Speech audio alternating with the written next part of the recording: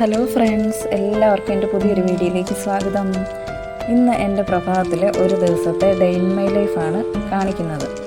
എൻ്റെ ഒരു ദിവസം ആരംഭിക്കുന്നത് തന്നെ എൻ്റെ ചെടികൾ കണ്ടുകൊണ്ടാണ്. ചായയൊക്കെ ഉണ്ടാക്കി ഞാനെന്നും ചെടികളുടെ ഒപ്പം കുറച്ച് നേരം സ്പെൻഡ് ചെയ്യും.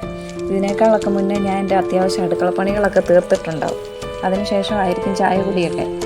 എൻ്റെ പച്ചക്കറിത്തോട്ടത്തിലേക്ക് അതിനുശേഷം ഞാൻ ഇറങ്ങാറുള്ളൂ. എന്നും എന്തെങ്കിലുമൊക്കെ കാണും പറിക്കാൻ വേണ്ടി. വലിയ വിപുലമായ രീതിയിലൊന്നും ഇല്ലെങ്കിലും അത്യാവശ്യം എനിക്ക് വേണ്ടതൊക്കെ കിട്ടാറുണ്ട് ഇവിടെ നിന്ന്. ഇന്നും രാവിലെ ഇവിടെ വന്ന് നിൽക്കുന്നതിൻ്റെ ഒരു സന്തോഷം ഒന്ന് വേറെ തന്നെയാണ്. ഇവിടെ വന്ന് നിൽക്കുമ്പോൾ കിട്ടുന്ന ഒരു ഫീൽ അതൊരു വേറെ ലെവൽ തന്നെയാണ്. ഇന്ന് നമുക്ക് കുറച്ച് തക്കാളിയും കോവയ്ക്കായും ഒക്കെ കിട്ടിയിട്ടുണ്ട്. ഇവിടെ വന്ന് നിൽക്കുമ്പോൾ കിളികളുടെയും കുയിലിൻ്റെയും ഒക്കെ ശബ്ദം കേൾക്കാൻ കഴിയും. അതെനിക്ക് വലിയ ഇഷ്ടമാണ് കേൾക്കുന്നത്. നമ്മുടെ മകൻ രാവിലെ എഴുന്നേറ്റിട്ടുണ്ടായിരുന്നില്ല. അവൻ എഴുന്നേൽക്കും മുമ്പേ എൻ്റെ പരിപാടികളൊക്കെ തീർക്കുകയും വേണം. ഈ നിൽക്കുന്നത് ബേബി പടവലമാണ്. ഇത് നിൽക്കുന്നത് കാണാൻ തന്നെ ക്യൂട്ടല്ലേ.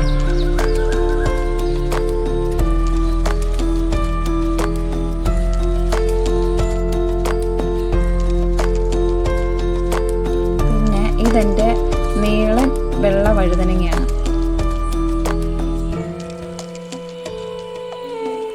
ഇത് നമ്മുടെ കത്രിക്കയാണ്.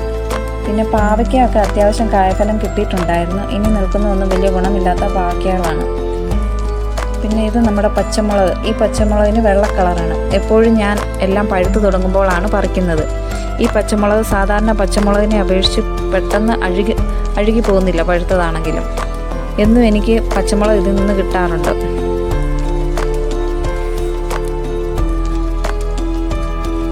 ഇത് കണ്ടോ, ഒരു ചെടിയുടെ പച്ചമുളക് ചെടി പിടിച്ചേക്കുന്ന മുളക് കണ്ടോ, നന്നായി കായ പിടിച്ചിട്ടുണ്ട്. കാണാനും നല്ല ഭംഗിയാണ്. ഈ പ്രാവശ്യം നമ്മൾ പയറൊന്നും വലുതായി കിട്ടിയിട്ടില്ല. സാധാരണയായി എപ്പോഴും മെയിനായി പയറായിരിക്കും നടുന്നത്. ഈ പ്രാവശ്യം എല്ലാം തന്നെ മുഞ്ഞ കയറി നശിച്ചു പോയി.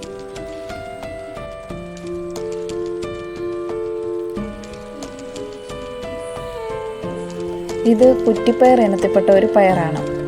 അതിനുശേഷം മോനെ വിളിച്ചുണർത്തി കഴിക്കാൻ കൊടുക്കുന്ന തിരക്കിലായിരുന്നു. അവൻ കഴിക്കാൻ മടിയുള്ള കൂട്ടത്തിലാണ്. ഫോണൊക്കെ കാണിച്ചാണ് കുറച്ചെങ്കിലും ഒന്ന് കഴിപ്പിക്കുന്നത്.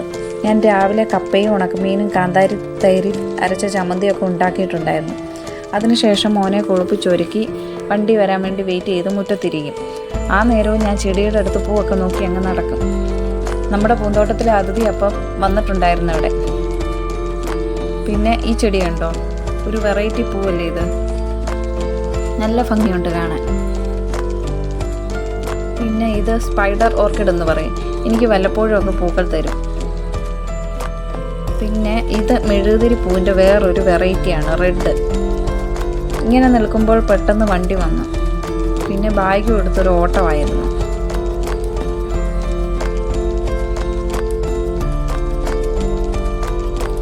കുഞ്ഞിനെ സ്കൂളൊക്കെ വിട്ട് കഴിയുമ്പോൾ ആദ്യം ഞാൻ ഗേറ്റിന് ഫ്രണ്ട് വശം മുറ്റമടിക്കും. പിന്നെ കുറച്ച് ചെടികളൊക്കെ വെളിയിൽ വെച്ചിട്ടുണ്ട്. അതിന് വെള്ളം ഒഴിച്ച് ഗേറ്റ് അങ്ങ് ക്ലോസ് ചെയ്യും. നമുക്കിവിടെ പട്ടിയുടെ ശല്യം നല്ല രീതിയിലുണ്ട്. അതുകൊണ്ടാണ് ഗേറ്റ് അടയ്ക്കുന്നത്.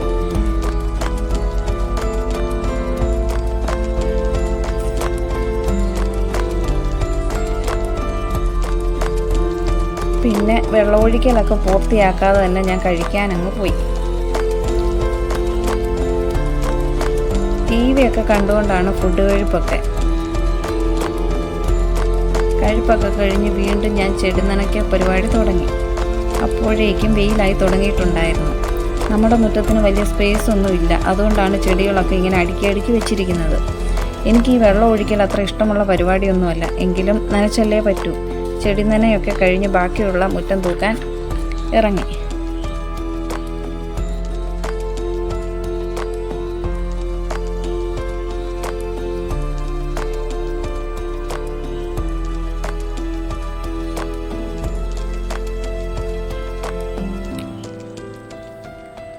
പിന്നെ കുറേ തുണികൾ അലക്കാനുണ്ടായിരുന്നു. അതെല്ലാം അലക്കി. പിന്നെ ഒരു ചവിട്ടി കഴുകാനുണ്ടായിരുന്നു. അതും കഴുകിയിട്ടു. പിന്നെ നമ്മുടെ മുറ്റത്തെല്ലാം അവിടെ ഇവിടെയായിട്ട് പുല്ലുകളൊക്കെ കിളുത്ത് വന്നിട്ടുണ്ട്. മഴയല്ലേ, അപ്പം എന്നും കുറച്ച് പുല്ലൊക്കെ മുറ്റത്തെ പറിക്കും. ഒറ്റയടിക്ക് പുല്ല് പറിക്കുന്ന കാര്യം ബുദ്ധിമുട്ടല്ല. അതുകൊണ്ട് എന്നും ഇച്ചിരി വെച്ച് പറിക്കും. പിന്നെ അകത്തേക്ക് കയറി മുറിയൊക്കെ തൂത്ത് വരാനുണ്ടായിരുന്നു. കുഞ്ഞ് ഓരോ കളിപ്പാട്ടും അവിടെ ഇവിടെയൊക്കെയായി വലിച്ചെറിഞ്ഞിട്ടിട്ടുണ്ടാവും. പിന്നെ ഇത് കണ്ടോ, കതകിൻ്റെ ഇടയിൽ ചില ബിരുദന്മാർ മണ്ണ് വെളിയിലോട്ട് ഇട്ടിരിക്കുകയാണ്. അത് വാരി ഞാൻ അവിടെ വിഷം അടിച്ചു. പിന്നെ മുറിയൊക്കെ മൊത്തത്തിലൊന്ന് തൂത്തുവാരി.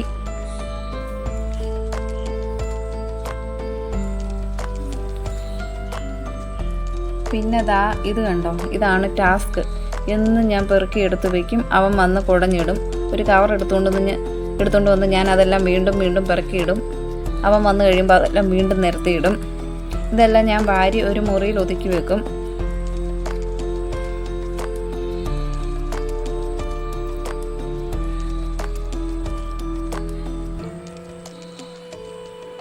എനിക്ക് ഒട്ടും ഇഷ്ടമില്ലാത്തൊരു പരിപാടിയാണിത്.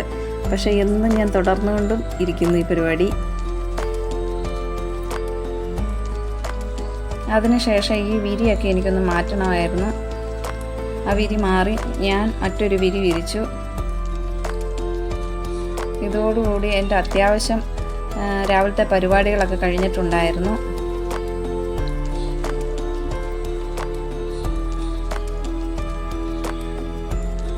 അങ്ങനെ കട്ടിലും വിരിച്ച്